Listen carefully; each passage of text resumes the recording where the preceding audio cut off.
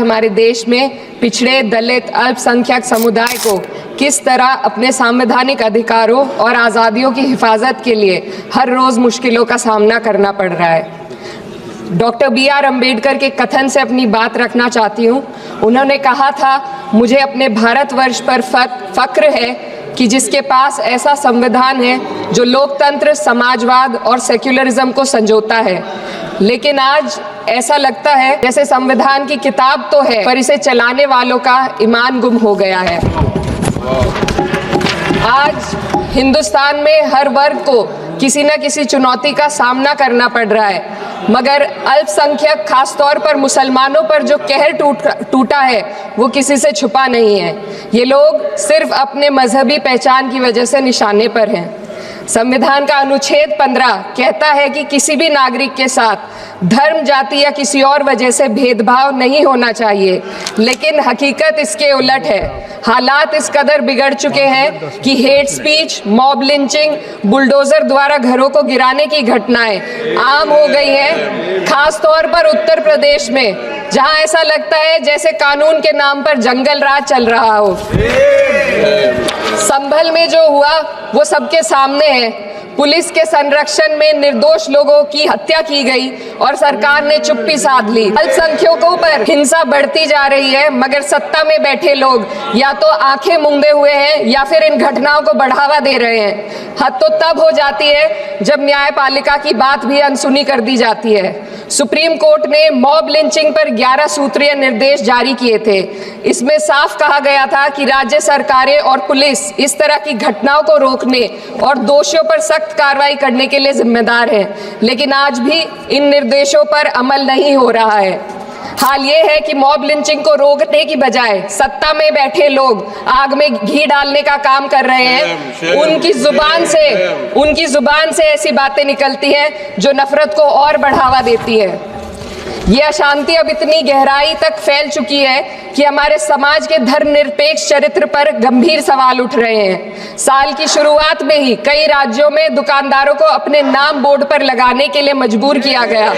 इसे सेहत और सुरक्षा के कानूनों का हिस्सा बताया गया, मगर असल मंशा कुछ और थी। ये कदम खास तौर पर मुसलमान दुकानदारों को निशाना बनाकर उठाया गया ताकि उनकी रोजी रोटी पर चोट की जाए। पिछले हफ्ते मुरादाबाद में एक मुस्लिम डॉक्टर को हिंदू बहुल्य मोहल्ले में घर खरीदने पर विरोध झेलना पड़ा।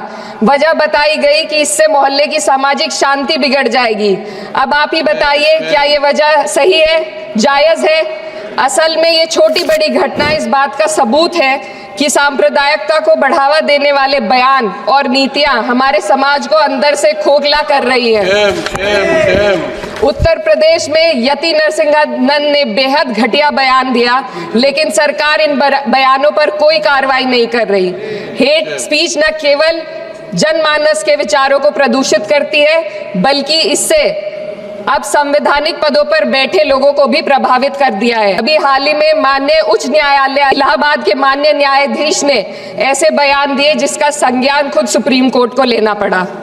संविधान के अनुच्छेद 29 और 30 ने अल्पसंख्यकों को उनके मजहबी और सांस्कृतिक हक दिए हैं ताकि वो अपनी पहचान को बचा सके और अपने संस्थान चला सके, लेकिन आज उन्हीं हकों पर हर तरफ से चोट की जा रही है। वक्फ जैसे बिल लाकर उनके धार्मिक अधिकारों को छीनने की कोशिश की जा रही है। आज अल्पसंख्यक समुदाय को संविधान द्वारा दिए गए अपने बुनियादी अधिकार पाने के लिए लंबी लड़ाई लड़नी पड़ रही है। ऐसे कई मामले अदालत ने न्याय देकर संविधान की रक्षा की है, लेकिन अदालती प्रक्रिया में जो समय लगता है उसकी वजह से देश के सामाजिक ताने बाने को भारी नुकसान उठाना पड़ता है।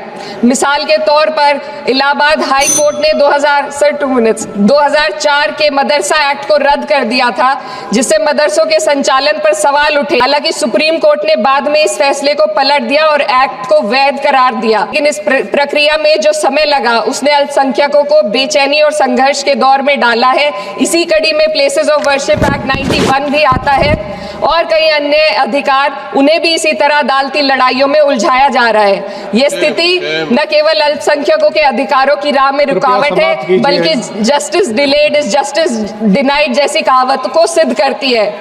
मैं इस सदन से मैं इस सदन से दुनिया भर के अल्पसंख्यकों की आवाज उठाना चाहती हूँ, खास तौर पर हमारे पड़ोसी देश बांग्लादेश पे, खास तौर पर हमारे पड़ोसी देश बांग्लादेश में अल्पसंख्यकों के साथ जो हो रहा है वे दिल को गहरे तक चोट पहुंचाने वाला है।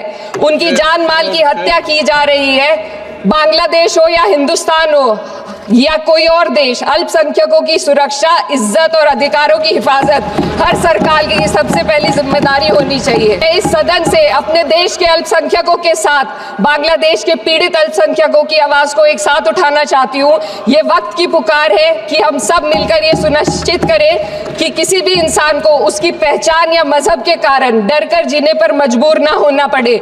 जहाँ हक छीने जाते हैं वहाँ अमन खो जाता है। ये बात हर सरकार को समझनी चाहिए। अगर हम सच में अपने संविधान का सम्मान करना चाहते हैं तो हमें नफरत और भेदभाव को खत्म करना होगा। हमें ये दिखाना होगा कि ये मुल्क हर वर्ग, हर जाति, हर धर्म और हर समुदाय का है, और जब तक ऐसा नहीं होगा तब तक संविधान की आत्मा सिसकती रहेगी। सर, अपनी बात को खत्म करते हुए मैं एक शेर अर्ज करना चाहती हूँ। ये दाग दाग उजाला, ये शब गजीदा शहर, वो इंतजार था जिसका ये वो शहर तो नहीं। लेकिन अगर इस सदन में बैठे हम सभी सदस्य ये ठान ले कि हमें संविधान के मूल्यों को लागू करना है और उसे लागू करने का प्रयास करें तो वह सुबह जरूर आएगी जिसके लिए लाखों भारतवासियों ने अपने जानों की कुर्बानी दी।